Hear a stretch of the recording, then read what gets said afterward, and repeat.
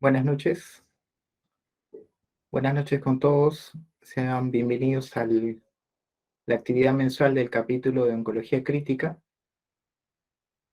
Hemos estado revisando a lo largo de estos meses tópicos tanto de la parte de urgencias oncológicas. Hemos desarrollado la parte de urgencias oncológicas metabólicas, mecánicas. Hemos hecho la parte neurológica también, parte de compresión medular, hipertensión intracraniana. Y lo que tocaba un poco ver es la parte, también ver algunos tópicos selectos, parte de neutropenia febril, que, que vamos a revisar en esta oportunidad. Para,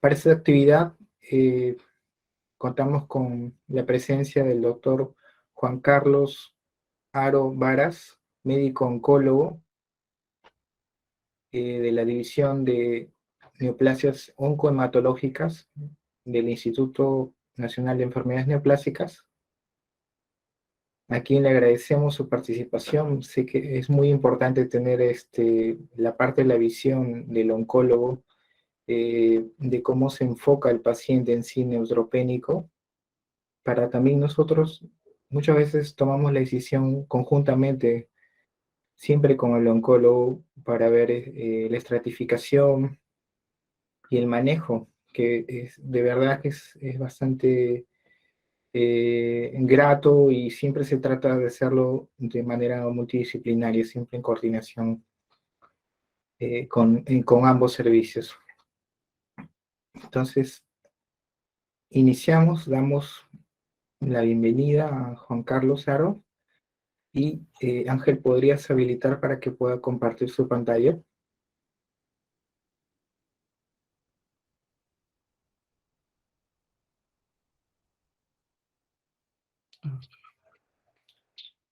Buenas noches. Sí, ya puedo, voy a ver si puedo compartir. En primer lugar, muchas gracias, doctor Ludwig Brediñaña, por la invitación para esta sesión, y gracias a la Sociedad Peruana de Medicina Intensiva por permitirme presentar el tema el día de hoy. Voy a proceder a compartir.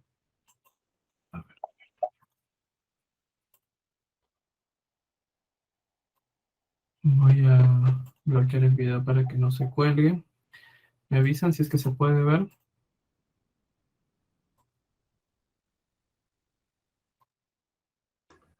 ¿Se puede ver? Sí, de acuerdo, se ve. Muchas gracias. Bueno, buenas noches a todos los presentes. Gracias, agradeciéndoles otra vez la oportunidad de participar en estas sesiones. Mi nombre es Juan Carlos Arovara, soy médico oncólogo. Actualmente trabajo en el Instituto Nacional de Enfermedades Neoplásicas como médico asistente en el área de manejo de neoplasias oncohematológicas. El día de hoy vamos a presentar un tema respecto a una emergencia oncológica bastante frecuente en nuestros pacientes, que es la neutropenia febril en los pacientes con cáncer, sobre todo en los pacientes que están expuestos a tratamientos oncológicos que van a predisponer al desarrollo de este tipo de patología.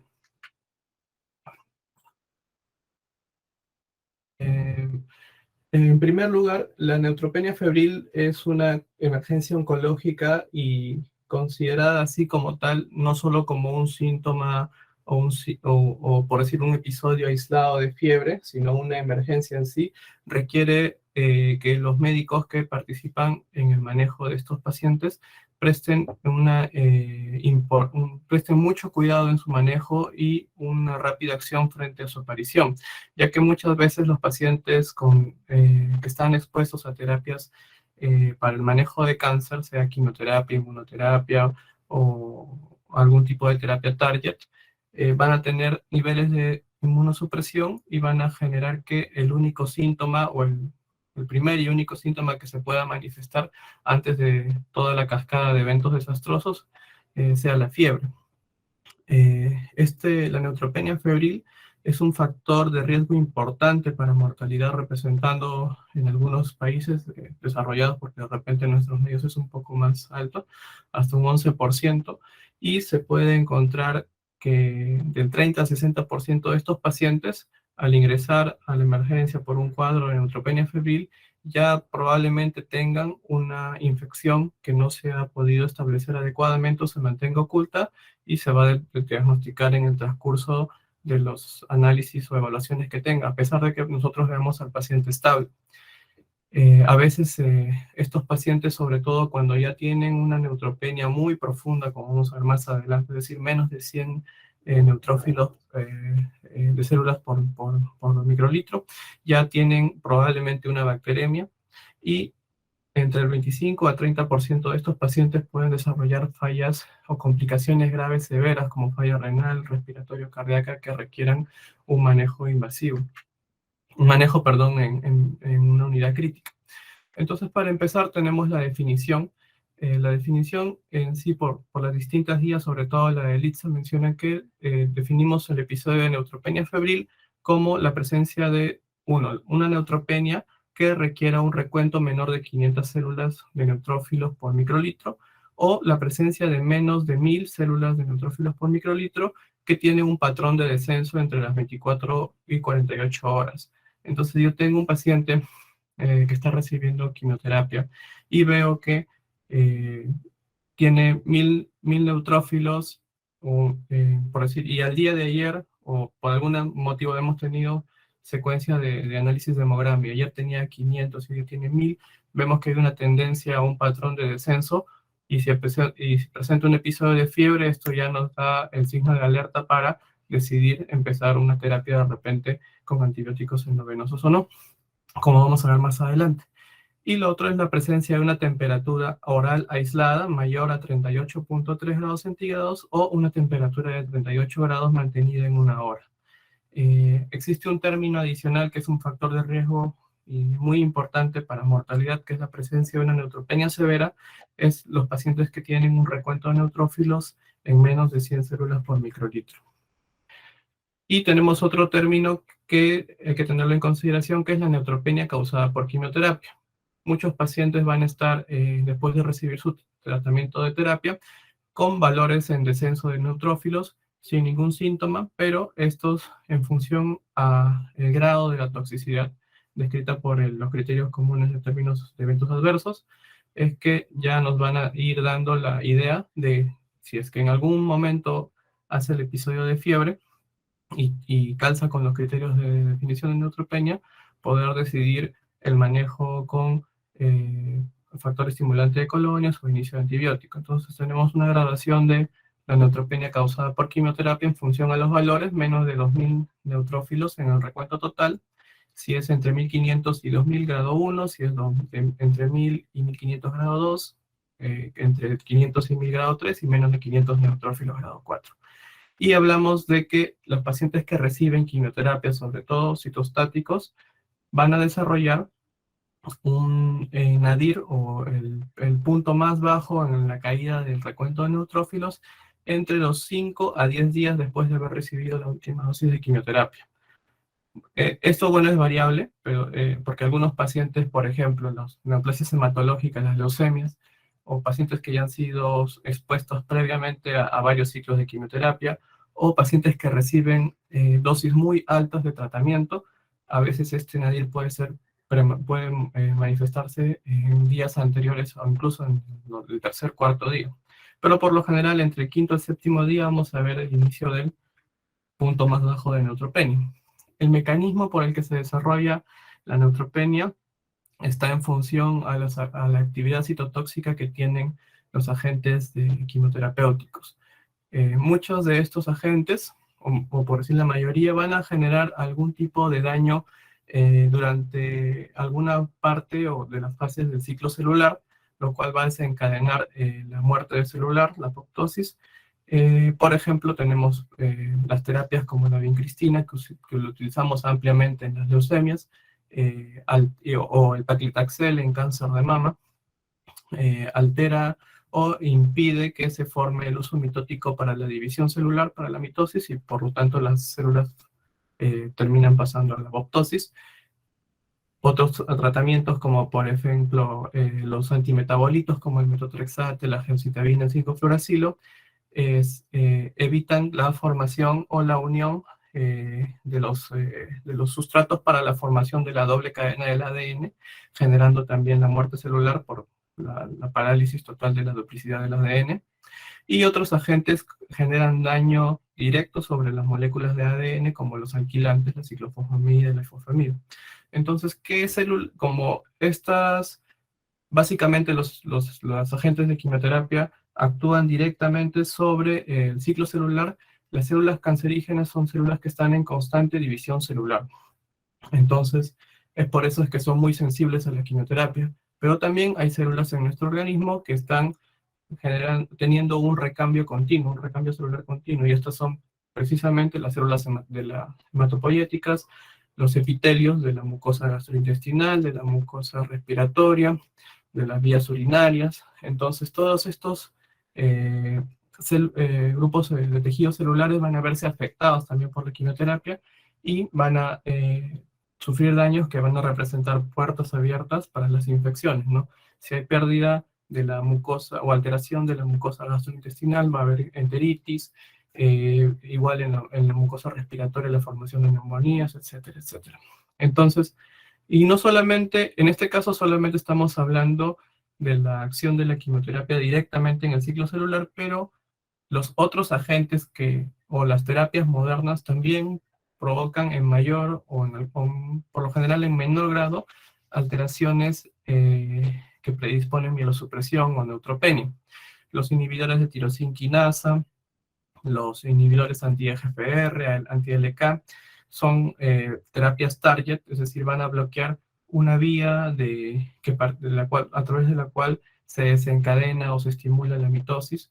Van a conllevar también a la predisposición de neutropenias.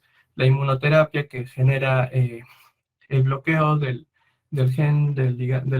receptor del ligando de muerte programada en las células tumorales, va a evitar que la célula tumoral inactive el linfocito citotóxico, y por lo tanto el linfocito citotóxico va a estar más activo para la destrucción de células neoplásicas, y también obviamente pueden conllevar a la aparición de neutropenias. Y algunos anticuerpos monoclonales pueden actuar directamente sobre algunas células, por ejemplo, que expresen anti-CD20 o anti-CD30, como la tirosina, los anticuerpos antitirosina de Bruton, y todos estos van a desencadenar también en mayor o menor medida, sobre todo, neutropenia. Y últimamente las terapias celulares, que son el acondicionamiento de linfocitos T en laboratorio para el tratamiento de algunas neoplasias, van a necesitar inmunosupresión, sea con quimioterapia o con inmunosupresores como ciclosporina, para permitir que estas células modificadas actúen combatiendo el cáncer en nuestro organismo. Entonces, todos este desbalance que va a provocar las terapias van a conllevar al menor número de células en el sistema inmunológico, y también a una menor actividad de estas células en respecto a su función de defensa de nuestro organismo. Entonces, los que le comentaba de que después de haber recibido la terapia con una quimioterapia, vamos a esperar que aproximadamente entre el quinto día, o sea, después del cuarto día, ya empiece el desarrollo del nadir con un máximo de aparición del punto más bajo de neutropenia entre el 10º y 12º día, y la duración de este nadir va a ser variable. Si son terapias, como vamos a ver más adelante, si los pacientes han recibido quimioterapias que tienen un bajo potencial o un bajo riesgo de producir neutropenia, la recuperación va a seguir en las siguientes 5 o 7 días, hasta la recuperación máxima aproximadamente al día 21, donde ya el paciente tiene que estar completamente recuperado su recuento de neutrófilos. Pero si es en el caso, por ejemplo, de las neoplasias hematológicas como las leucemias, los linfomas, o los pacientes que van a recibir un acondicionamiento para un trasplante de médula ósea, estas terapias pueden ocasionar neutropenias profundas y prolongadas. Prolongadas hablamos cuando tenemos más de 10 días de una neutropenia profunda. Entonces, a veces el paciente está 20 días, 15, 20 días, a pesar de que les damos suplementos para recuperar factor estimulante de colonias, persisten en neutropenia y tienen una demora en la recuperación de estos grupos celulares. Y como vemos acá, esta curva es del uso del Neupogen, que es el filgastrin de marca, que menciona que lo que hace el factor estimulante de colonias es mover la curva hacia la izquierda, ¿no? Reducir el tiempo del nadir y también la profundidad para evitar pues las complicaciones desastrosas que pueden suceder en caso de presentarse una neutropenia febril o una infección severa, ¿no?, en estos pacientes. Entonces, la mielosupresión que generan los agentes que para tratar el cáncer no solamente ponen en riesgo o son un factor de riesgo que desencadena morbimortalidad en el paciente, sino también van a ser un factor importante que va a influenciar directamente en el tratamiento, ya que va a desencadenar mayor uso de recursos hospitalarios, de recursos farmacológicos, de insumos, porque ya los pacientes van a necesitar mayor uso de factores estimulantes de colonias o suplementos que favorezcan la eritropoiesis, transfusiones de plaquetas globulares, de plaquetas. Muchos pacientes no van a tener, o no, después de haber tenido un episodio de neutropenia febril con una complicación infecciosa, probablemente una neumonía, una celulitis, una fascitis necrotizante, no van a tener un tiempo de recuperación muy prolongado, lo cual, y van a terminar en una condición clínica y fisiológica que no va a permitir que inmediatamente después de superado el cuadro infeccioso puedan continuar su terapia oncológica. Y esto conlleve a un retraso en su tratamiento, a una probable disminución de las dosis o de la severidad o de la intensidad de la terapia, o incluso a cambiar la terapia por una de menor intensidad para evitar mayores complicaciones, y por consecuencia, pues, puede haber una pérdida de la respuesta en lo que respecta a curación.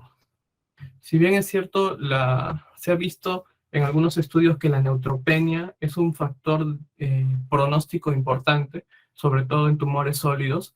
Se ha visto que los pacientes que tienen cáncer de mama y que presentan episodios de neutropenia o neutropenia febril, obviamente sin complicaciones, durante sus terapias, han tenido, o se ha visto relacionado esto con una mayor tasa de respuesta. Es en función a que, es decir, si es que hay neutropenia, hay efectividad de la quimioterapia y los tumores responden más. Es por eso que también nosotros utilizamos en las terapias de las leucemias, durante los mantenimientos o las consolidaciones, terapias en altas dosis que requieren que los valores de neutrófilos estén bajos, cuando son ambulatorios por encima de 750 neutrófilos, para poder asegurar de que la terapia está siendo efectiva durante el manejo ambulatorio del paciente. Entonces, en sí, la neutropenia o la neutropenia inducida por la quimioterapia es algo que ayuda a la respuesta, pero que va a ser un factor de riesgo importante, ya que puede generar complicaciones. Entonces, la evaluación de los pacientes que están recibiendo terapias intensas con quimioterapia o con algún tipo de terapia target para el cáncer, en el caso de desarrollar una neutropenia febril o el riesgo de desarrollar una neutropenia febril, va a requerir una evaluación o una contemplación de muchas variables. Una de ellas son factores de riesgos relacionados al paciente, es decir, por ejemplo, en el caso de la fotografía que ven, un paciente mayor de 65 años, con enfermedad metastásica, es un linfoma TNK con lesión con compromiso dérmico, que ha tenido episodios previos de neutropenia febril en los ciclos de quimioterapia anterior con mucositis, ha tenido, ver si es que ha recibido o no anteriormente factor estimulante de colonias, en este caso el paciente lo ha necesitado.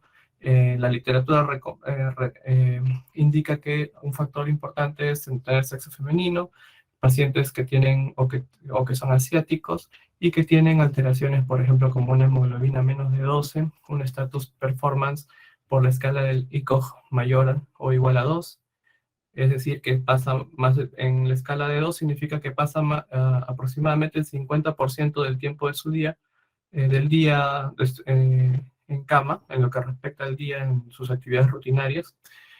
Si es que tiene más de una comorbilidad, si es que hay alguna disfunción cardiovascular, renal o hepática, como enfermedades crónicas, si hay recuento de neutrófilos menos de 1500, si hay un estatus performance, perdón, si hay un estatus nutricional bajo, como por ejemplo la baja de peso o hipoalbuminemia, y si es que hay o no haber sido expuesto a terapias anteriores con quimioterapia, radioterapias y la presencia de infecciones previas. Perdón. Y tenemos otro grupo de factores que son los factores de riesgo de los pacientes con neutropenia febril, o sea que ya han tenido neutropenia febril y que pueden promover complicaciones graves o mortales en estos pacientes. Por ejemplo, la presencia en un cuadro previo de sepsis, tener mayor de 65 años, haber tenido cuadros de neutropenia severas, es decir, menos de 1000 células por microlitro, neutropenias prolongadas de más de 10 días de neutropenia, infecciones fúngicas invasivas, como el caso de esta señora que ha tenido una mucormicosis, la cual ha tenido pues una secuela después de un tratamiento para la leucemia. El tiempo de inicio de antibióticos, ya que como vamos a ver más adelante, tenemos una hora de oro para el inicio de la terapia antibiótica de amplio espectro después de haber empezado el cuadro clínico de neutropenia febril, haber tenido un cuadro de neutropenia previa o un cuadro de neumonía. Entonces, otro factor importante que tenemos que tener en cuenta a evaluar a estos pacientes es qué tipo de quimioterapia están recibiendo. Las quimioterapias han sido clasificadas por las guías de NCCN y de distintos grupos de sociedades de manejo de cáncer en función al factor de riesgo para el desarrollo de una neutropenia febril. Entonces, hay tres grupos. Tenemos que menos de un 10% de factor de riesgo se consideran un riesgo leve, del 10 al 20% intermedio y más del 20% alto riesgo de desarrollar neutropenia febril. Por ejemplo, nosotros vemos que en el cáncer de mama tenemos de todo, ¿no? Va a depender del tipo de quimioterapia, de la dosis de quimioterapia y también de la frecuencia de dosis, ya que hay algunas modificaciones dependiendo del tipo de neoplasia. Entonces, en el cáncer de mama tenemos que la quimioterapia estándar típica para la mayor parte de pacientes es la adriamicina ciclofosfamida, representa un bajo potencial de neutropenia, pero vemos que puede llegar a ser intermedia o avanzada o de alto riesgo si es que, por ejemplo, se da en dosis densas o si es que se da asociada a otra quimioterapia como el uso de docetaxel. Y vemos, por ejemplo, que neoplasias como el cáncer de pulmón, sobre todo con el uso de la combinación de platino y topósido, el uso de esquemas que requieran más de 3 drogas, puede predisponer a mayor toxicidad o representar una quimioterapia con un alto riesgo de desarrollo de neutropenia.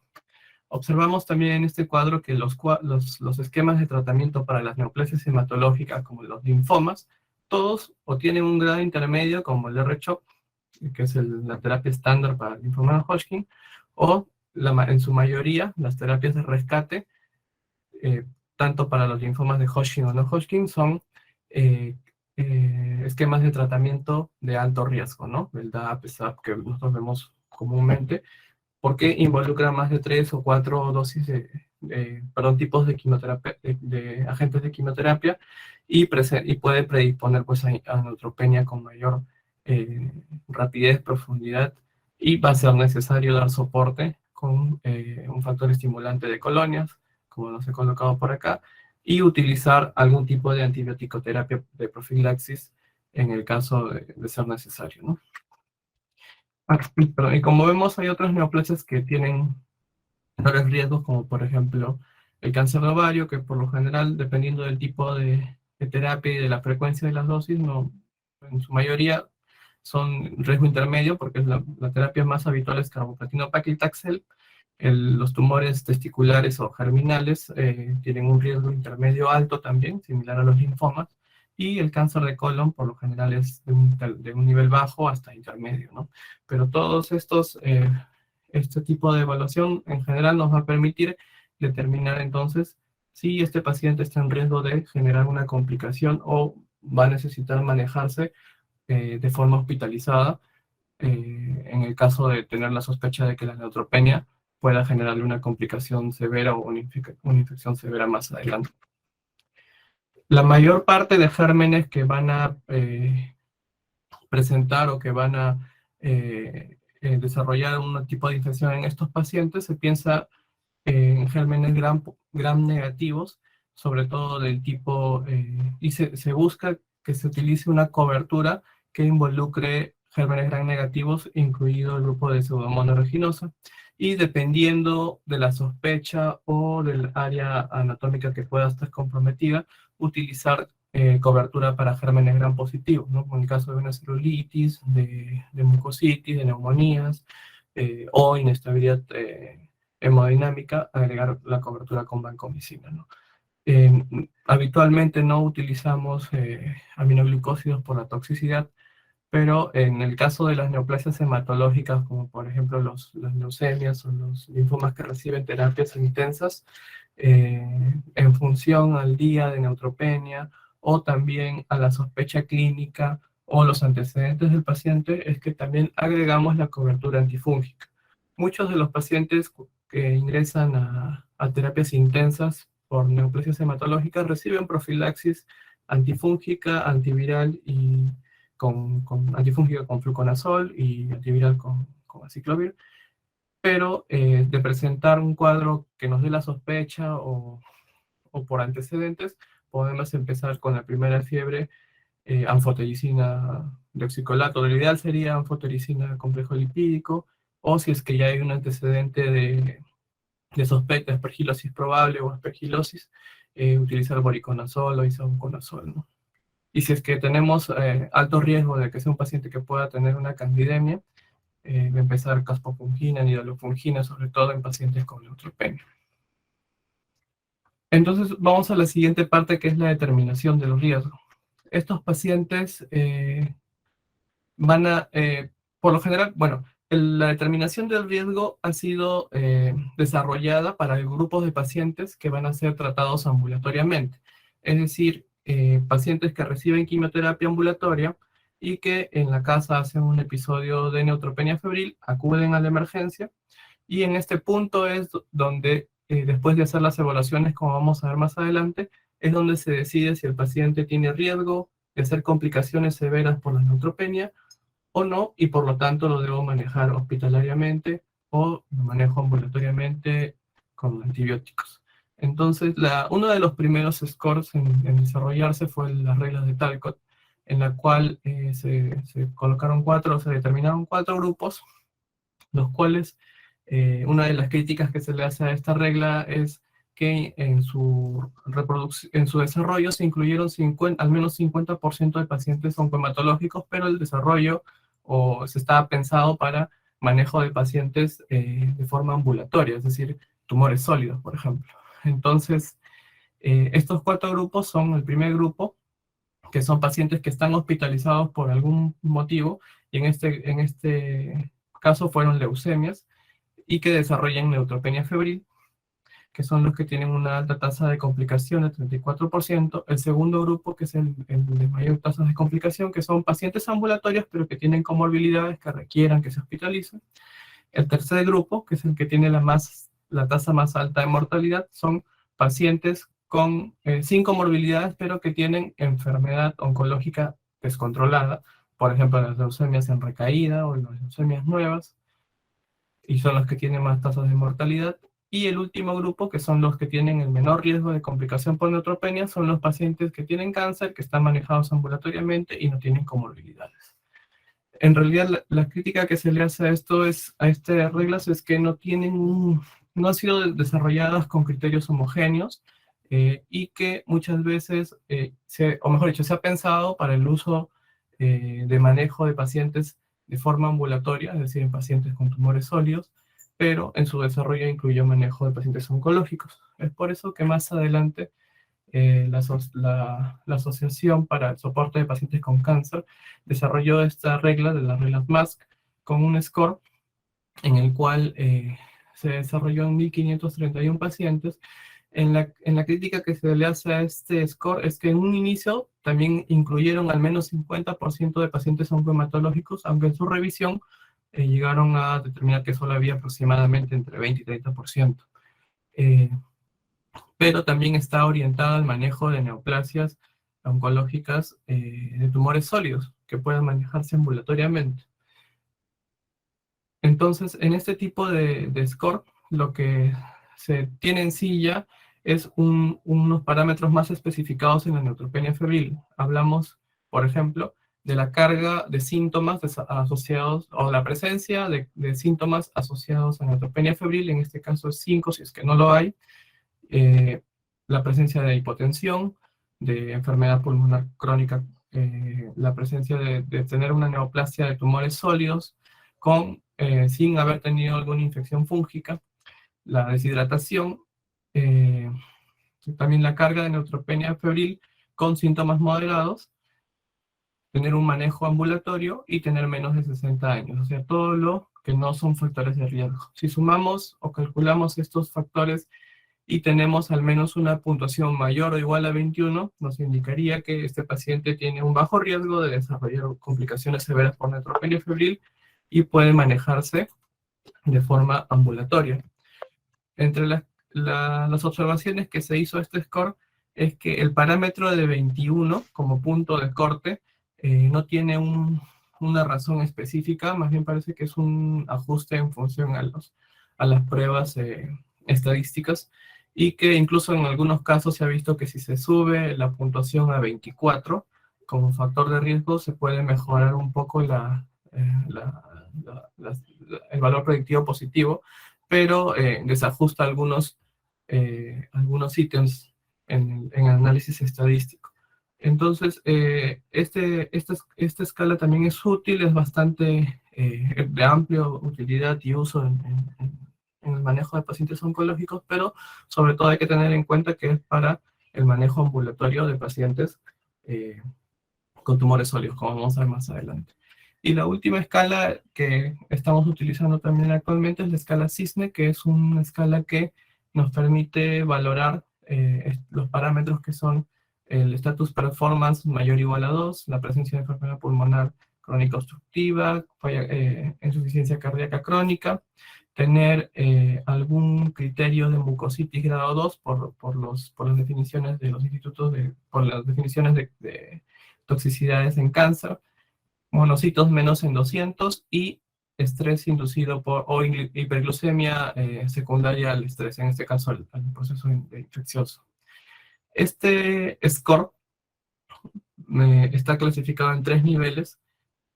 Es bajo cuando tiene 0 puntos, intermedio de 1 y 2, y alto mayor o igual a 3. Si tenemos, obviamente, un puntaje mayor o igual a 3, el paciente se hospitaliza para recibir tratamiento antibiótico.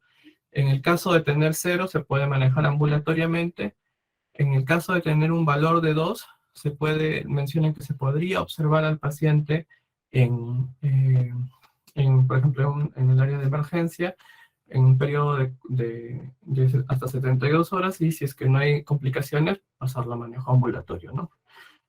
En este caso, este score está desarrollado netamente para pacientes con tumores sólidos que están recibiendo quimioterapias de intensidad leve moderada y que puedan acceder o están muy cerca de un centro hospitalario que les pueda dar atención inmediata. Esa es una de las principales desventajas que tenemos nosotros en nuestro país, ya que muchas veces muchos pacientes viven en zonas alejadas. Dicen, por ejemplo, pueden vivir en Lima, pero están viviendo a 2 o 3 horas del centro, en este caso, por ejemplo, del INEM, y obviamente desarrollan el primer episodio de fiebre en la casa, y mientras se movilizan hacia el instituto ya perdieron mucho tiempo para el inicio de la terapia antibiótica, ¿no? Entonces, en esta tabla estamos observando cuáles son la comparación, ¿no?, de la sensibilidad y el valor predictivo positivo de todos estos scores, y vemos que, por ejemplo, en el tema de sensitividad, el CISNE es el que tiene el mayor score, el mayor puntaje. En el tema de especificidad es el MASC, pero con el valor de 21 como punto de corte, y los que tienen mayor valor predictivo positivo y valor predictivo negativo son, en este caso, pues el cisne, ¿no? Ya que está específicamente desarrollado para pacientes con tumores sólidos. Entonces ahora pasamos al manejo. La evaluación inicial de estos pacientes debe ser o debe contemplar una historia clínica y un examen físico minucioso. Se deben de tomar exámenes de laboratorio, hemogramas, bioquímicos, pruebas de procalcitonina, examen de orina. Se tiene que tomar cultivos antes del inicio de antibióticos y la recomendación es empezar los antibióticos antes de la primera hora, o mejor dicho, después de la primera hora como máximo de iniciado del episodio de fiebre. Obviamente, si es que no tenemos un servicio que tome cultivos en nuestro hospital, pues, o que va a demorar mucho tiempo en venir, empezamos el antibiótico de inmediato. Hacer hemocultivos en 2 muestras, como todos sabemos. Se recomienda tener urocultivos también en la primera evaluación, y dependiendo del sitio o sospecha de la zona infecciosa, hacer cultivos, por ejemplo, de esputo, bueno, bronquialveolar, de ser un paciente que ingrese a unidad intensiva, de los abscesos o de heridas, para poder ver si es que hay una puerta de entrada de un germen, ¿no? Ahora, bueno, en el contexto de la pandemia, si es que hay síntomas respiratorios, es necesario una prueba de COVID-19. Para la mayoría de pacientes que tienen tumores sólidos y que no, obviamente no tienen una clínica que pueda sospechar una enfermedad severa, una radiografía de tórax bastaría, pero en el caso de las neoplasias hematológicas es prioritario hacer estudios con tomografía, obviamente si es que lo tengo en disposición, ya que muchos pacientes a pesar de que auscultamos, no se escucha nada, hacemos una plaquita, no se ve nada, pero si hacemos una tomografía ya vemos nódulos pulmonares, y entonces empezamos inmediatamente los antifúngicos. Y muchas veces la neutropenia, si el paciente está caminando y aparentemente no tiene nada, la infección por hongos es la que ha dado la alerta, y si es que no actuamos inmediatamente, a las horas, puede estar el paciente, a pesar de haber entrado caminando, puede estar pasando a la UCI en muy mal estado general y con un pronóstico pues muy desfavorable. En esta imagen les pongo un pequeño casito, por ejemplo, de un paciente hospitalizado, un varón de 19 años con una leucemia de alto riesgo en recaída, que ingresó para una terapia de rescate con un esquema de altas dosis, que es el Mitoflag, que utiliza mitoxantrona, fludarabina y citarabina a altas dosis. En su día 14, es decir, este paciente ya estaba en el nadir, en el punto más bajo de la neutropenia, hace un episodio de neutropenia febril.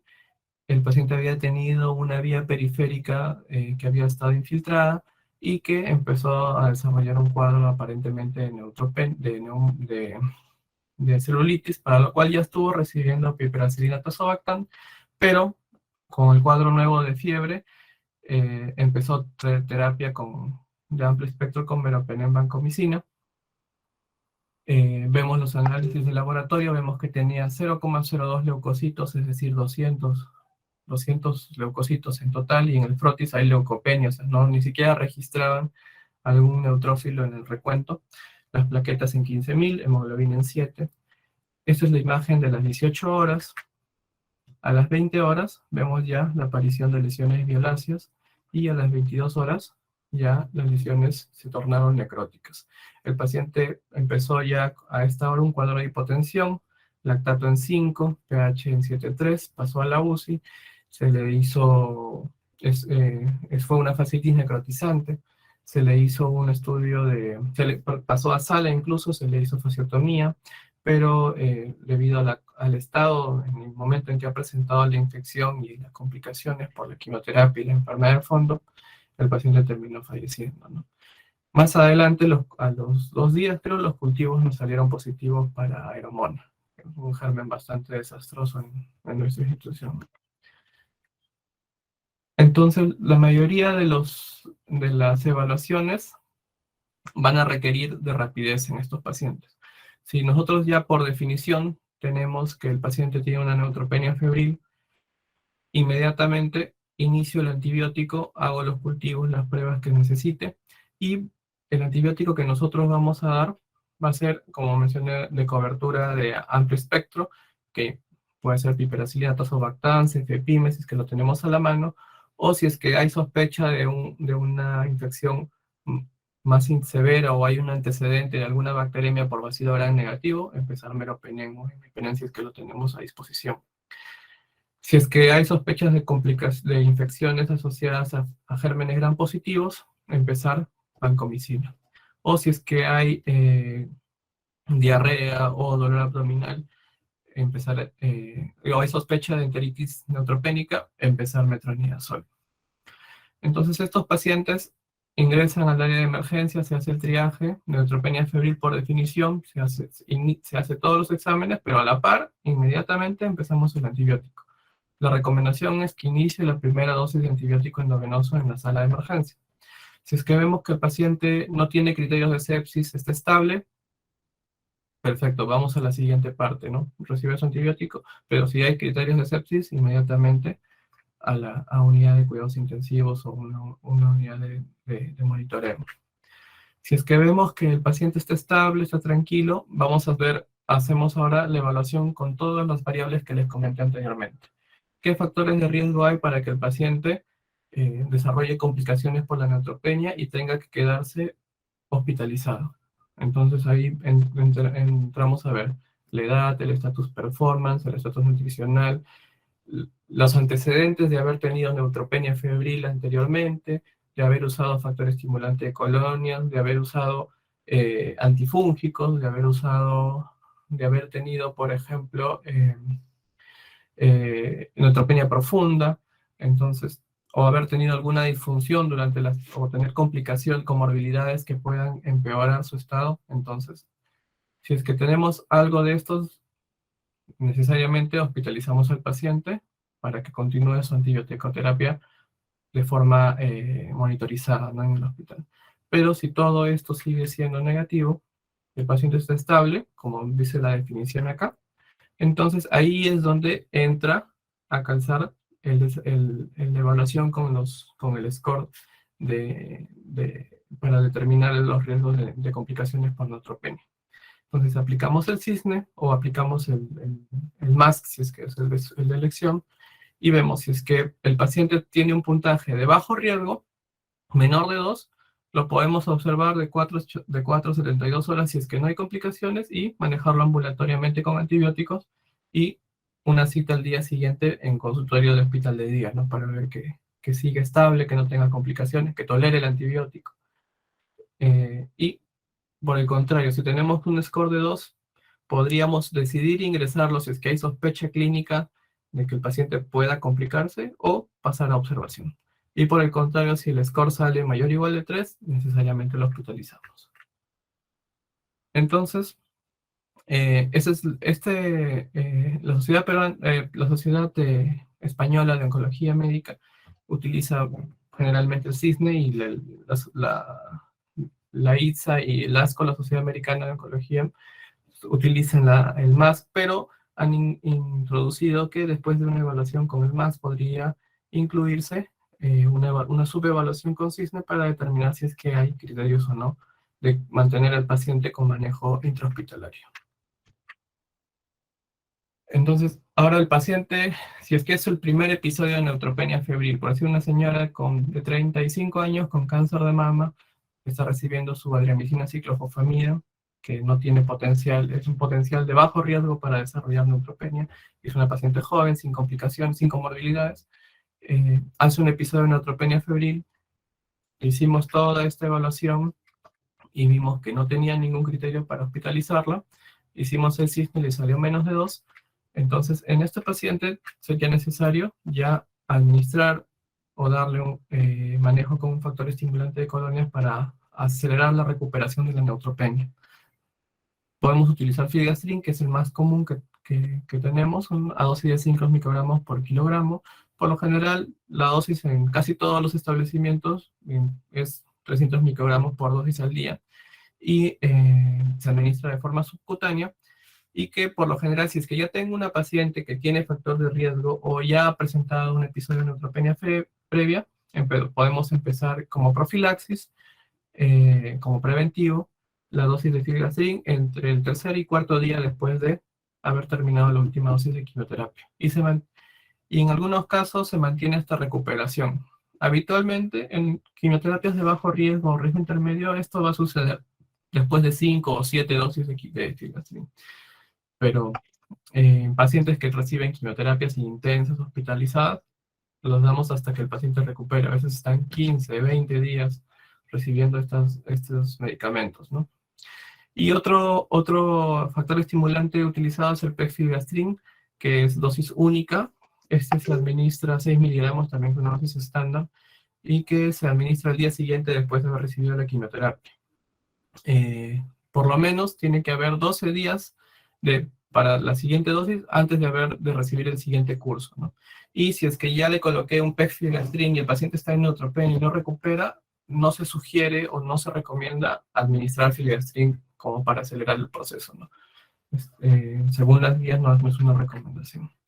Entonces, para el uso del factor estimulante de colonias, de igual forma, catalogamos según el riesgo de neutropenia según el tipo de quimioterapia, como les enseñé en el cuadro anterior.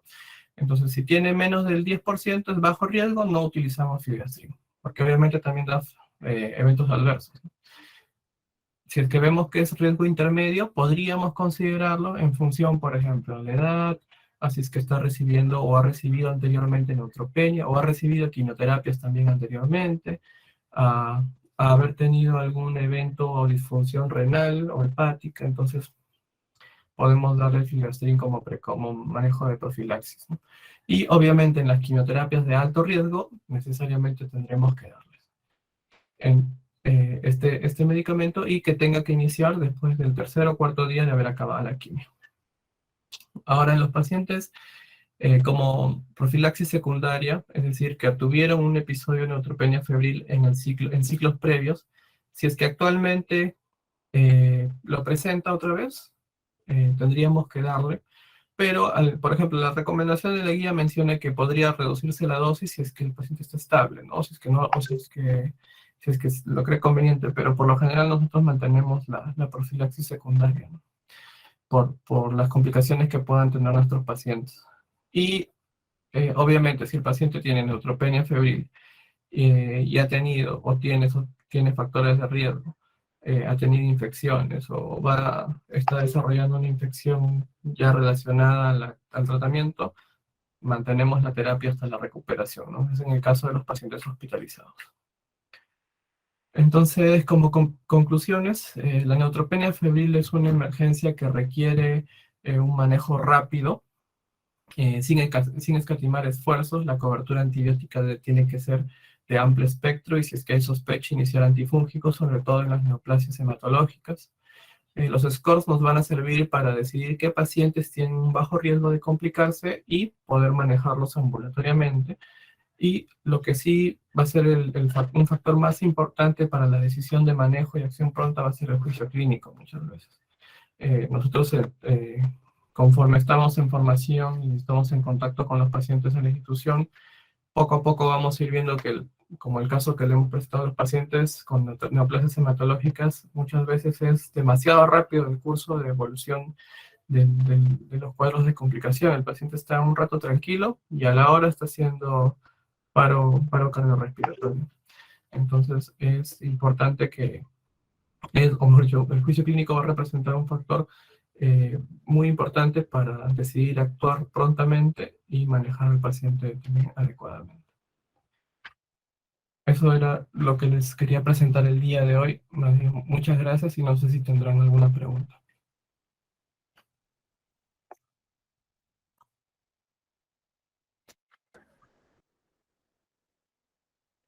De acuerdo, Juan Carlos. Es importante, ¿no? Considerar básicamente las tendencias, ¿no? Como bien lo has manifestado, la parte, sobre todo en cuanto al diagnóstico, consideramos fuera de la temperatura también un descenso en el valor De de los los neutros. leucocitos, ¿no? O Ujú. sea, siempre hay que ver eso porque muchas veces no nos guiamos mucho, vemos un valor de forma aislada, no vemos de manera, una tendencia trazada en días, y muchos de los pacientes que han estado con 4.000, vemos que ya están con 2.000, y bueno, pensamos que todavía es un bajo riesgo, pero ha tenido una pérdida de 2.000 leucos en muy corto tiempo, ¿no? Y ya eso le da un grado de riesgo, ¿no? Y el patrón es muy importante y tener en cuenta el antecedente, ¿no? Los pacientes que ya están expuestos a varios ciclos de quimioterapia, muchas veces hacen el episodio de neutropenia más rápido y más profundo. Como población nos falta mucha educación a veces a los pacientes para que tengan a la mano un informe médico o un resumen clínico de todos los tratamientos que han recibido, porque muchas veces ni siquiera el paciente no sabe qué ha recibido, ¿no? A pesar que tiene leucemia, está mucho tiempo en tratamiento, cuando van a la consulta, a veces dicen, no, nunca me han explicado, o no sé qué grado es mi cáncer y qué terapia he recibido, pero no, es muy importante saber ese tipo, o que ellos tengan ese conocimiento en la mano para que cuando presenten esta complicación y estén en una zona alejada, puedan ser evaluados con la información adecuada en un centro distante o lejano de su centro de manejo y recibir la terapia que requieran oportunamente. De acuerdo. También importante el tiempo, ¿no? Porque Ujú. ese tiempo de neutropenia se correlaciona mucho a la tasa de respuesta al antibiótico, ¿no? Sí. Sí, hemos visto que bajo, mediano, alto riesgo, de acuerdo al tiempo, 7 a 14 o más de 14 días con neutropenia, la tasa de respuesta antibiótica baja de bajo, de 90, 70, incluso para alto riesgo, un 30% de tasa efectiva en tratamiento antibiótico, ¿no? Entonces es importante definir si el paciente se encuentra en una neutropenia profunda prolongada, ¿no? Ujú. Sí, esas dos definiciones son factores de riesgo de mortalidad bastante importantes. Y sobre todo en las neoplasias hematológicas, ¿no? Que como hemos visto en el hospital, en el instituto, es desastroso, ¿no? Cuando hacen episodios de sepsis y están en pleno ingreso del nadir, ¿no? Están en el día 10 y están haciendo hipotensión. Es muchas veces muy desastroso, ¿no? Eso.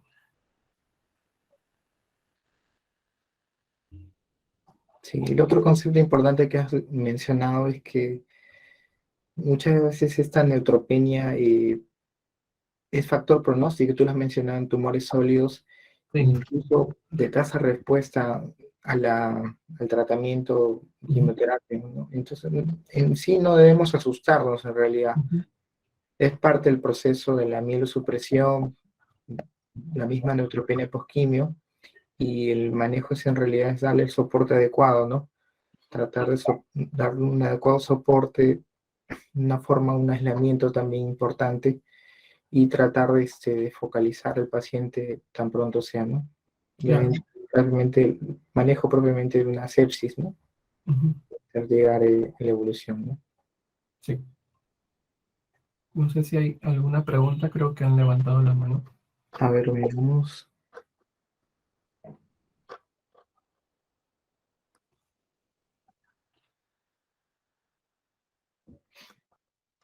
Doctor Lenin, buenas noches.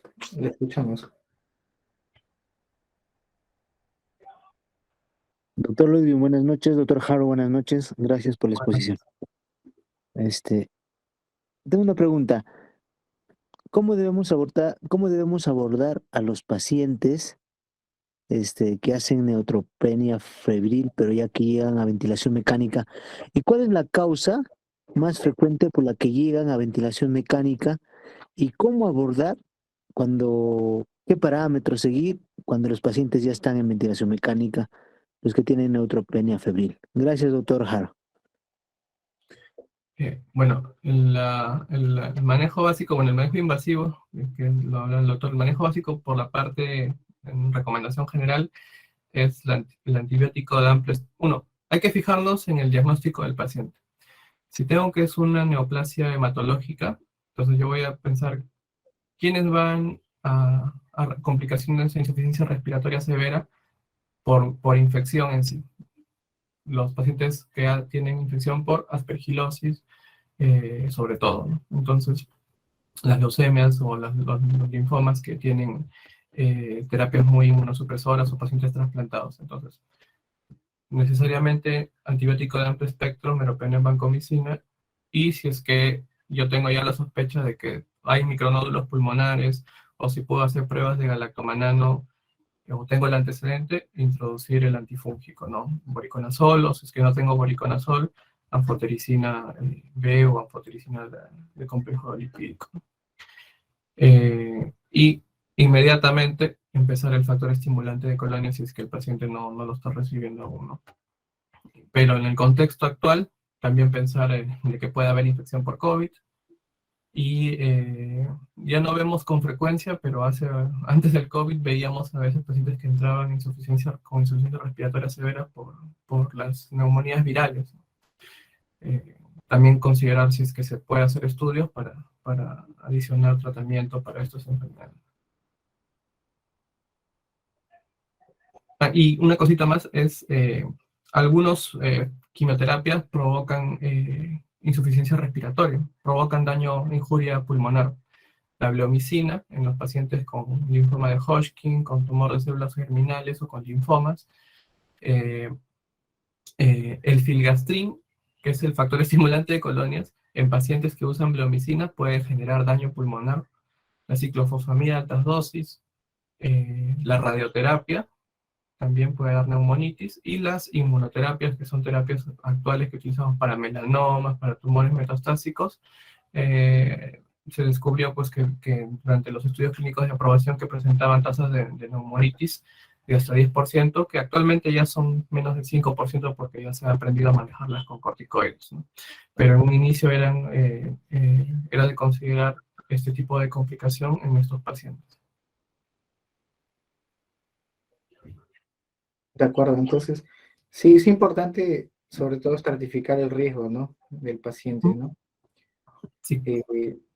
Y según estratificación vemos el manejo, ¿no? En sí, el paciente, sobre todo oncohematológico, porque es importante entre sólidos oncohematológicos. Los oncohematológicos, tanto las leucemias o linfomas, su comportamiento es bastante peculiar porque no es en sí un patrón puro en sí. Como bien ha manifestado Juan Carlos, muchas veces en el caso tengamos un foco pulmonar, que es parte de una neumonía por un paciente inmunosuprimido, que de acuerdo al riesgo puede ser muchas veces los agentes polimicrobianos, ya hay un patrón muchas veces per se de una neumotoxicidad, muchas veces por agente quimioterápico, ¿no? Entonces, no es un patrón así del todo homogéneo, ¿no? Y muchas veces es tomar la decisión, a veces con el manejo seriado de cultivos, incluso galactomananos seriados que se le hacen en la UCI, es iniciar una adecuada cobertura y de acuerdo al criterio de una neutropenia profunda, prolongada, iniciar en tiempo corto incluso cobertura antifúngica, ¿no?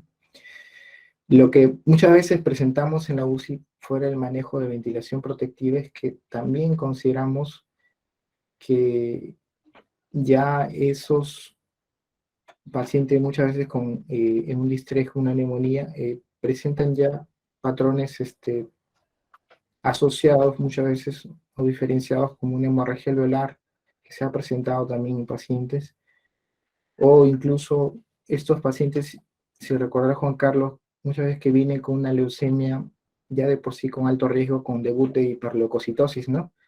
Vienen con leucocitos en 400.000, 500.000, con alto riesgo de lisis tumoral, y lo que hacen es muchas veces estos tipos de complicaciones, ¿no? Leucostasis pulmonar. Leucostasis pulmonar, sí.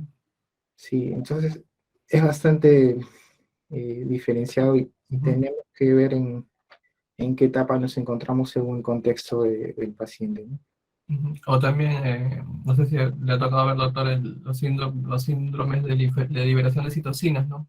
síndrome de Atra, Bien, las doctor leucemias Mantilla. trombocíticas, también, ¿no? De la misma forma, no podemos diferenciar si es que hay algo infeccioso, viral o fúngico, o ese síndrome de Atra, así que tenemos que dar la cobertura para todo, ¿no? Y luego ya de escalar, y quitando cosas.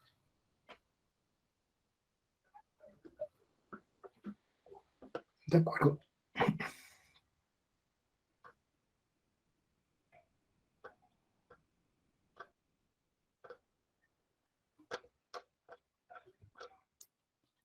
El doctor Alfredo Díaz se encuentra presente.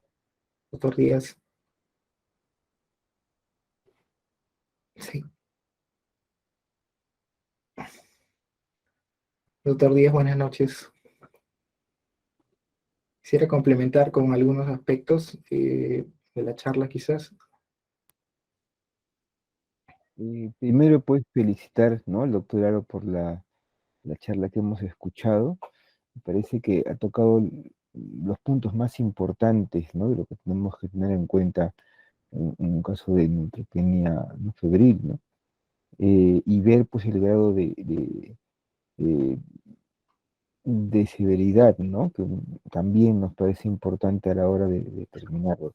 Yo creo que una de las situaciones a veces más difíciles cuando nos hacen, ¿no?, una interconsulta a UCI, y no estamos acostumbrados a ver siempre en pacientes con neutropenia, especialmente con reacción a quimioterapia, es si este paciente necesita terapia intensiva o no. No, ¿cómo me doy cuenta que este paciente sí puede potencialmente complicarse, ¿no? Entonces, de paso, además del comentario, yo quisiera eh, no hacer esa pregunta. Un médico que está en UCI, ¿cómo puede de manera práctica saber que el paciente por el que interconsultan, está el paciente con neutropenia, ¿no?, febril, sí amerita, ¿no?, ya sea monitoreo o tratamiento intensivo, ¿no?, a diferencia del resto de pacientes pues que están neutropénicos, pero que podría, ¿no?, no ser pues una indicación tan alta de terapia intensiva, ¿no?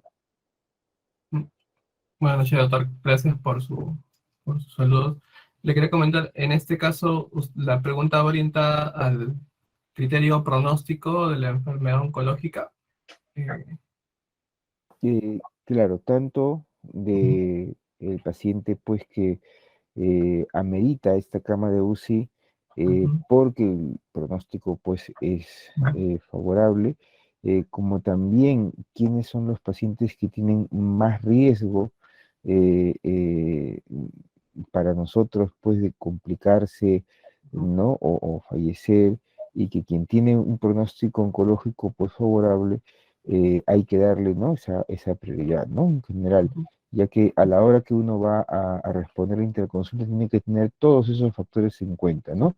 ¿Cómo correcto. diferencio de este paciente? Tengo que dar una alta prioridad y pasarlo a la UCI, y este paciente pues no es una alta Ujú. prioridad, o podría manejarlo fuera, ¿no? O podría decir, bueno, no se va a beneficiar, ¿no?, tanto de terapia intensiva como otro paciente. Sí, es una pregunta bastante compleja en realidad. Estos, en primer lugar, dependería del escenario del paciente. Un paciente nuevo con una neoplasia quimiosensible y que tiene quimiosensible, nos referimos a que la quimioterapia en la primera línea de tratamiento puede hacer una respuesta completa o mucho, o casi, o parcial o casi completa en la en primera línea de tratamiento, y que obviamente esté en condiciones de soportar una terapia oncológica intensa, porque tenemos, por ejemplo, un paciente con leucemia con 90 años y muchas comorbilidades, obviamente pues no va a poder tolerar una terapia intensa, y el manejo de UCI solo sería para el manejo expectante hasta el momento del fallecimiento, ¿no? Pero un paciente joven con una leucemia al debut, que ingresa con una hiperleucocitosis, con un alto riesgo de lisis tumoral o con ya cuadros de leucostasis o sangrado, y está con un estatus clínico y fisiológico que permita darle medidas invasivas, obviamente es la prioridad, ¿no? Y es diferente, por ejemplo, de un paciente con un linfoma nuevo, pero que tiene, por ejemplo, un linfoma de células T del adulto, que sabemos que es mortal, que darle el tratamiento que sea no se va a curar y que por el contrario la quimioterapia lo podría matar antes de mejorarlo. Obviamente estos pacientes, no se, a pesar de ser un paciente joven, nuevo, y al debut con esta enfermedad que a veces es muy desastrosa, el manejo invasivo probablemente no pueda darle o mejorar su condición para que le permita alcanzar la respuesta con la terapia que le vamos a dar. Entonces, en estos pacientes pues se tendría que conversar y hablar con la familia y explicarle cómo es el pronóstico de la enfermedad antes de ofrecerle algo que realmente no va a mejorarlo, ¿no? Pero en un paciente que sí tiene, que es joven, que tiene una enfermedad nueva al debut y que es sensible, hay que explicar que el pronóstico, pues, desde la terapia puede mejorarlo y se requiere el manejo en unidad de cuidados intensivos, ¿no?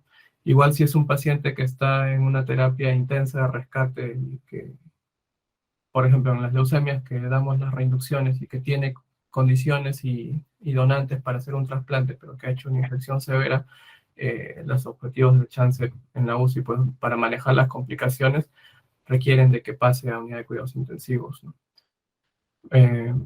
Y en el caso, por ejemplo, ya de un paciente metastásico que hace una complicación por la enfermedad, como por ejemplo una hiponatremia severa, una hipercalcemia maligna con falla renal, que como en el caso, por ejemplo, del mieloma múltiple, ¿no? Los pacientes se ingresan con la creatinina volando, eh, con hipercalemia y requieren un manejo inicial en UCI.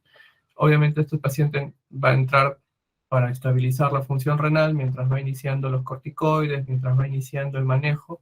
No se va a curar del mieloma, pero se va a poder estabilizar si es que nosotros manejamos inicialmente la falla renal y la hipercalemia, ¿no? Y más adelante ya una vez estabilizado pasará. En este caso, por ejemplo, los podemos pasar para monitoreo hasta si es que no hay una complicación mayor y después de que el paciente esté estable, pasar al manejo ambulatorio. Pero si es un paciente ya en un escenario metastásico, expuesto a múltiples líneas de quimioterapia o que ya tenga un status performance a menos con un deterioro fisiológico obvio por la enfermedad o en estado de enfermedad terminal o criterios de terminalidad por enfermedad metastásica, obviamente el beneficio en la UCI es mínimo, ¿no? Y ya hablamos de entrar a lo que es encarnizamiento terapéutico, ¿no? A pesar de que se le pueda ofrecer una nueva línea de tratamiento, se debe de conversar adecuadamente con la familia de que obviamente las terapias no van a revertir el estado del paciente y que obviamente el manejo en unidad de cuidados intensivos pues puede, a pesar del mejor manejo que puedan tener, el desenlace podría ser igual fatal. Siempre es algo complicado. Actualmente los pacientes cada vez se informan más y exigen muchas veces, ¿no? A pesar de, o no, o a veces están, por ejemplo, entran en negación, y a pesar de que es un paciente ya con enfermedad terminal y con múltiples fallas a terapias, exigen igual, ¿no? Que lo haga la UCI, sobre todo vemos eso en pacientes, pues, sobre todo en el área privada, ¿no? Que lo haga la UCI, que se le dé máximo soporte, a pesar de que se les pueda comentar, ¿no? De que la enfermedad obviamente no va a revertir. Sí, pues es una realidad, ¿no? Tanto pacientes que no tienen un buen pronóstico y a veces la familia del paciente piensa que pasar a la UCI le va a hacer bien, como a veces lo contrario, ¿no? En el hospital nos ha pasado un paciente, ¿no? Al final termina pasando la UCI, ¿no? Pero un paciente con leucemia mieloide, y por ahí he escuchado que la leucemia mieloide no es de tan buen pronóstico como la linfoide, y una leucemia peramielocítica, ¿no? Y la familia, al principio, cuando uno le dice voy a pasar la UCI porque está empeorando, ya querían llevárselo de alta A la a su casa, ¿no? Eso pasa, Entonces, bueno. así es, entonces explicarle que era todo lo contrario, ¿no? Más bien que la UCI le está brindando una cama porque tiene mucha más prioridad pues que otros pacientes con un diagnóstico parecido, que no es una leucemia M3, que es una leucemia premoelocítica, ¿no? Así que eso, pues muchas gracias por la aclaración, porque a veces uno tiene mucha duda, ¿no? De cómo diferenciar entre un paciente, como en este caso, que la leucemia premoelocítica tiene pues mejor pronóstico que muchas otras, versus lo que nos ha aclarado ahora, ¿no? Y en cuanto al tipo de quimioterapia, yo quisiera también una aclaración muy, muy concreta que a veces al inicio un médico que no está administrando quimioterapia se confunde, ¿no? En tratar una leucemia y nos dicen está en inducción, está en consolidación, está en mantenimiento, ¿no? Un paciente que está con leucemia y si esto se da tanto a las linfoides o mieloides, o hay algún criterio para no darle algún tipo de esta clasificación en mieloides, ¿no? ¿Cómo podemos entender de manera clara quienes no estamos viendo siempre pacientes con tratamiento con quimioterapia en leucemias, estos tres tipos de fases, ¿no? De la quimioterapia? Bueno, a manera breve, la inducción es la terapia en la primera línea de tratamiento, que es la más potente, y que busca hacer la mayor citorreducción posible o borrar toda la cantidad de células clonales malignas con el objetivo de curar al paciente. Esa es la primera fase de tratamiento, que es cuando el paciente llega por emergencia por primera vez y se le da pues esta quimio que es casi una bomba, ¿no? Después de haber superado esta primera fase, si el paciente hace una remisión completa, es decir, si se borra la leucemia en la médula ósea, pasamos a la terapia de consolidación, que es una terapia que, como el nombre dice, consolidación, sirve para mantener la respuesta y obviamente la intensidad no es tan potente como la terapia de inducción, pero es un poco intensa. Y habitualmente los pacientes que están en consolidación son pacientes que precisamente se busca mantener la respuesta completa, es decir, ausencia de células clonales de leucemia, hasta seguir el siguiente paso, que es, idealmente, si es un paciente con una leucemia de mal pronóstico, pasar a un trasplante de médula ósea, o si es que es una leucemia de bajo riesgo, pasar a un mantenimiento. Entonces, estos pacientes, obviamente, en consolidación, son pacientes rescatables, entonces tendríamos que ver la forma de darles soporte. Y los pacientes en mantenimiento son pacientes que tienen leucemia de un riesgo bajo y que se van a curar solamente con quimioterapia. Entonces, las primeras fases de mantenimiento son un poquito menos intensas que la consolidación, pero igual pueden dar eventos de neutropenia severa. Y la última fase ya es solamente tratamiento en pastillas y la neutropenia, como digo, el objetivo es mantener entre 1000 y 750 neutrófilos, ¿no? Entonces no va a ser tan profunda y las complicaciones rara vez veamos complicaciones severas en pacientes con mantenimiento, ¿no? Entonces, estos pacientes obviamente son pacientes potencialmente rescatables. Pero pasa que a veces nosotros, y los mantenimientos, las consolidaciones son para ambas leucemias, para las mieloides y para las linfoides. En la leucemia mieloide no hay mantenimiento, solamente es la consolidación y si acaban su terapia ahí quedó todo, ¿no? Pero en las linfoides sí pasan a un mantenimiento por 2 años y medio, 3 años.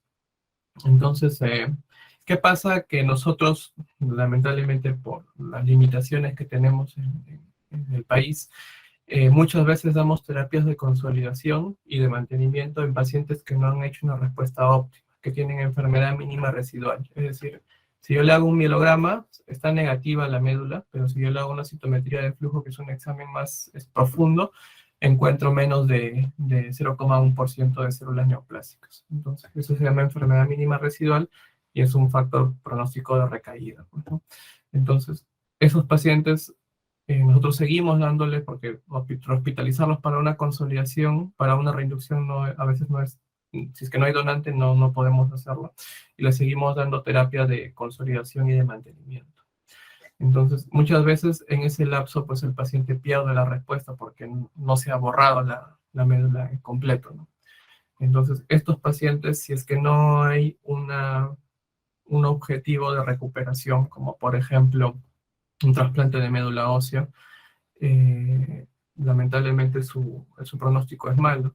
y muchas veces la terapia de soporte va a depender, que le podamos dar si es que tiene alguna complicación severa, va a depender pues de cómo está el paciente, ¿no? Si es que es un paciente joven que podría recuperarse de una neumonía severa o de una infección severa, se sugiere pues darles el manejo, ¿no? Pero si es un paciente ya politratado y que no tiene opciones de cura porque la leucemia ya hablamos de leucemias quimiorrefractarias cuando no responden, muchas veces ya es debatible darle soporte, ¿no? Y se revisaría en todo caso en pacientes que tienen más chance de recuperarse. Muchas gracias por la respuesta. Eh, Hay más que una pregunta, tal vez una aclaración, ya que eso me lo han preguntado a mí cuando voy a contestar la interconsulta del paciente oncológico, eh, a veces nuevo, ¿no? A UCI, y de la familia que ahora está cada vez más informada, antes de la inducción, me dicen, pero doctor, yo he escuchado que existe el trasplante de médula, ¿por qué no le hacen eso de frente al paciente? Y no comprenden pues el orden, ¿no? Como Sí. claramente se acaba de decir de la inducción. Entonces, aunque está sobreentendido tal vez para nosotros, pero yo quisiera esa pregunta aclararla para todos y cómo explicarle eso al paciente. ¿No es posible hacer un trasplante de médula ósea antes de la inducción inicial o siempre viene después, ¿no? Y en segundo lugar, que ya parece tal vez más obvio, pero que a veces también hay preguntas con ahora otro tipo de tratamientos donde parecieran más suaves o menos fuertes. ¿Es posible dar un tratamiento efectivo a una leucemia o a un linfoma sin quimioterapia intensa? Respecto a la primera pregunta, como usted ha mencionado, la terapia de trasplante de médula ósea en sí es una terapia de consolidación. O sea, después de necesariamente en todas partes del mundo, la primera fase de tratamiento es la inducción, que son las quimioterapias potentes, muchas veces altas dosis, para borrar la leucemia, ¿no? Es como una bomba atómica que borra la médula y obviamente tiene que borrar la leucemia. Entonces, si es que es una leucemia de alto riesgo de recaída, en la definición que nos dan los valores que veamos, variables como hiperleucocitosis, alteraciones genéticas, compromiso del sistema nervioso central o de partes blandas, etc. Estas variables catalogan a la leucemia como una leucemia de alto riesgo y van a determinar pues de que a pesar de que pueda responder con la inducción, tiene que darse un trasplante para consolidar la respuesta y borrar definitivamente la leucemia. Entonces, no se puede hacer un trasplante de médula ósea en el inicio, tiene que ser necesariamente después de la inducción.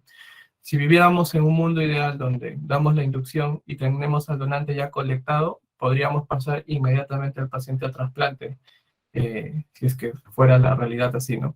Pero muchas veces, tenemos que buscar el donante, y mientras tanto el paciente va a tener que ir haciendo su consolidación, y si el paciente hace complicaciones, tenemos que esperar a que se recupere, y así, ¿no? Hasta que se pueda hacer el trasplante de médula ósea. Entonces, el trasplante se hace cuando el paciente ya ha borrado la leucemia con la inducción, la mantiene negativa con las consolidaciones o el mantenimiento, y cuando tengamos al donante obviamente colectado y podamos hacer el procedimiento, ¿no? Entonces, eso es los pasos que se tienen que seguir. Pero, como digo, ¿en qué momento hacerlo? Necesariamente después de la inducción. Si pudiéramos hacerlo en el siguiente paso nada más, se podría, pero como siempre hay demoras o siempre hay procesos que hacer, porque también el trasplante requiere que el paciente esté desfocalizado, que el donante esté desfocalizado, tengan una serie de evaluaciones, siempre demora un tiempo, ¿no? Y la segunda pregunta era respecto, ay, se me olvidó. Si es posible que un paciente con diagnóstico con leucemia aguda en general o un linfoma de novo pueda tener un tratamiento efectivo sin quimioterapia intensa. Actualmente, para las leucemias, se están probando algunos anticuerpos monoclonales como el blinatumomab, y las terapias celulares que están en desarrollo ya desde hace algunos años. No están recomendados aún en primera línea, o sea, en terapia de inducción, pero en la segunda línea, en la reinducción o en consolidación, ya se están utilizando. El Carticel, que es la terapia celular, se utiliza obviamente después de haber fallado hasta hace unos años era la recomendación después de una fallada un trasplante, pero actualmente ya se está recomendando, si es que el paciente no tiene posibilidad o no tiene donante de un trasplante, se puede acelerar el proceso, ¿no? Y en respecto a los linfomas, dependiendo del tipo de linfoma, ya no se está utilizando quimioterapia para algunos diagnósticos, ¿no? Por ejemplo, o quimioterapia convencional, por ejemplo, para los linfomas foliculares a veces se puede tratar con radioterapia o se puede dar lenalidomide, que al igual que la talidomida es un inmunomodulador.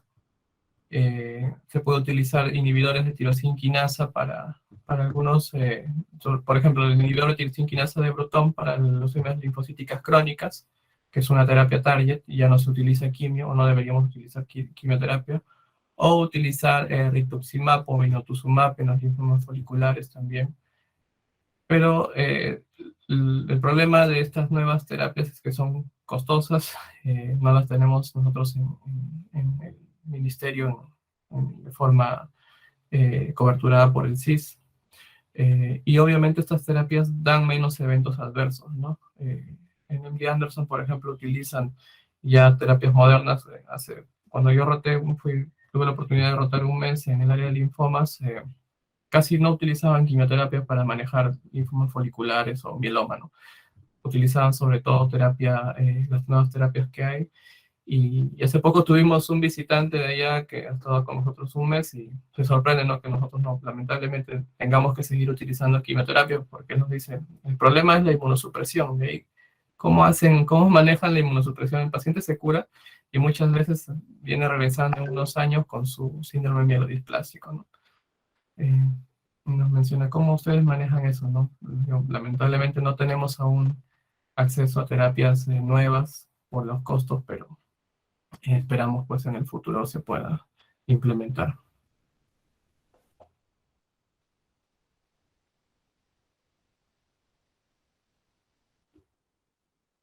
Muchas gracias por la aclaración. Gracias, doctor. No sé si hay alguna pregunta más del público en general.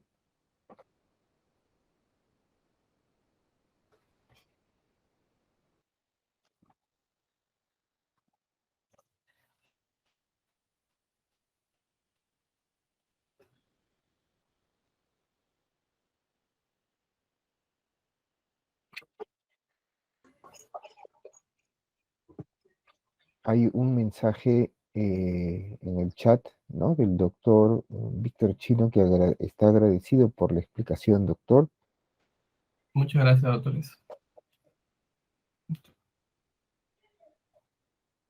Sí, de acuerdo con la aclaración que ha hecho Juan Carlos, importante ver el contexto del paciente, ¿no?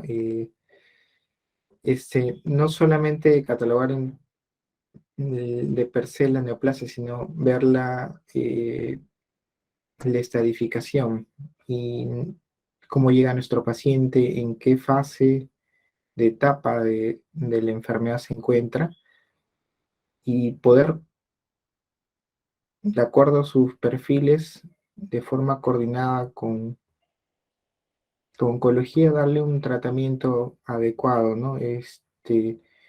Por eso es importante, y en UCI usamos bastante el tema de la estratificación de riesgo en nuestros pacientes, ¿no?